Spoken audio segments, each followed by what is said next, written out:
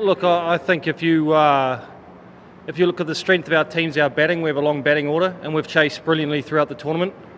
LSG have struggled on this wicket as well, and I think probably both teams were quite unsure about what exactly the wicket was going to do and how it was going to play. In the end, the last 4 overs cost us, and we still ended up only 5 runs short. So the wicket in the end played pretty well. It's just two periods in the game for us where, with the ball in particular, the last 4 overs were poor, and a little period in the middle of our batting where I think, our two of our most informed batters scored sort of 23 off 30 balls between them. And those 2 little periods of cricket combined for us to lose the game by a handful of runs. So, look, we back ourselves to chase down any score, and the way we started with the ball, we did a great job for 15 overs. We just let it go at the end. No, I don't think it's a case of being up to the mark. If you look over the last few games, and we've won the games, he's just slid down to number 7, so he hasn't batted. And the same tonight, a handful of balls, he couldn't get the runs away or the balls away.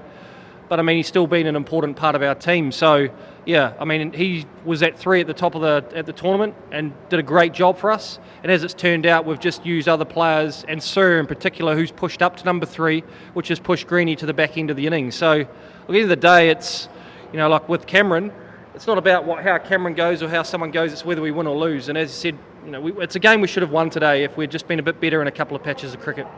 Oh, look, I think pressure as always. Looks for me like wides. Sometimes you accept wides. If you're trying to bowl at the wide line or bowl a bouncer at the head, we always say that you're better to wide than not wide. There's always a little bit of dew around, so that's why you get the odd flat ball that goes over the waist. I suppose for me the most frustrating thing is not sticking to the plans that we talk about. We were really clear about the things we wanted to do on this wicket, and to the players like Marcus at the back end and where we wanted to bowl, and we just didn't bowl there consistently enough. And I suppose when you're looking at a team plan, what you want to do is get the batsmen to hit into areas that you want them to hit. Like, make it as hard as you possibly can for them.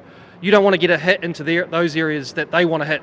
And I think that we saw that with Stoinis today. He's a fine player. He hit the ball straight down the ground, and we knew that's what he was trying to do. We just dished up balls for him to do it. And in the end, his innings was the difference between the 2 teams. I don't think so. I think those things are all the things that you weigh up, in the situation of the game. As I said, you try to have, you're never going to stop good players scoring runs. It's very hard. What you're trying to do is, rather than be 89 off 47, it's 70 off 47. Those 17 to 20 runs can make a difference, and we've talked about that at Wankhede over the course of the year. We're not looking to take teams to 160. We know that 190 will win games here, so you're looking for improvements of sort of 10, 15, 20 runs if you can, which we talk about. Just one boundary and over for the last 5 overs can be the difference between winning and losing. And that was the difference today. That's 20 runs that we should have saved on that ground. There's no way we should have gone for 54 off 3 overs on that ground. It was just poor. It was poor execution. We didn't stick to our plans, and in the end it cost us. Look, if you look at we've got a couple of young guys. But look, Chris is experienced. Jason's experienced. Greeny's an international player. Mudwell's 29. Shokeen's young, but Piyush is experienced. And one of the things we spoke about at the start of the tournament was it's not an excuse. This is the IPL, this is the toughest competition in the world, and you're expected to go out and perform and deliver the plans, regardless if it's your first game or your 100th game. That's the mentality that we take. So we've always prided ourselves on our preparation, the work that we do behind the scenes, and we review the games, the areas that we want to improve. The frustrating thing is we're making the same mistakes over and over. And from my point of view, that's disappointing, and that's what pressure does. Sometimes when you're under pressure, you revert back to what you normally do, and I think we've seen the batting elevated to a different level in this tournament. So you have to be brave, you have to be able to read a batsman and perhaps do things outside your comfort zone for a little bit longer, and we haven't done that. We're not the only bowling attack. Bowling attacks getting pumped all over the field in this tournament, and some more experienced bowling attacks than ours. But that still doesn't make it any better for us, because at the end of the day, those 2 points tonight gave us a shot at a life. Now we have to win, and it's still outside our control, which is disappointing. Yeah, look, we've got a combination of Jason and Tim. Obviously, one's a senior bowler, one fields at long off, and obviously working with the captain. So we have systems in place to make sure that the messages are really clear about what we want to bowl, but we're just not doing it. And I suppose that's the frustrating thing from my point of view and Mark's point of view is, for 15 overs tonight, we were excellent. We delivered exactly what we wanted to. One player put us under pressure.